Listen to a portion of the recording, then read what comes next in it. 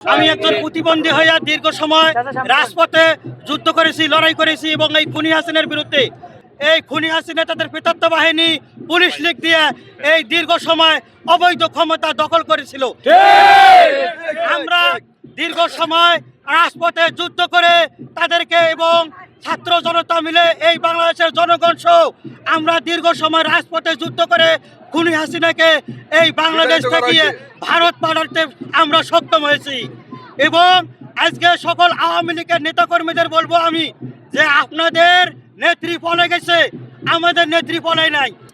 আমরা একজন ধন্য, তার কারণ আজকে আমাদের নেত্রী এই দেশে আছে, এই দেশেই থাকবে, এই দেশে উনি মারা গেলে এই দেশে উনি কবর দিবে, তার কারণ উনি আর কোথাও যাবে না উনি বলছে। কিন্তু আজকে আপনারা যারা মিছিল করতেছেন, যারা গুলি করতেছেন, তার সাহসী করতেছেন, আপনাদের নেত্রী কি এই দেশে আবার ফিরে আসবে? আপনাদের শরম নাই? আপনাদের লজ্জা থাকার উচিত যে আওয়ামী লীগের মতন এসের বড়ি একটা দল তারা পালে যায়। আওয়ামী লীগ বলে পালায় না। খুনি হাসিনা বলছিল শেখের বাড়ি পালায় না, শেখের বাড়ি পালাইতে দিশে পাইছে না।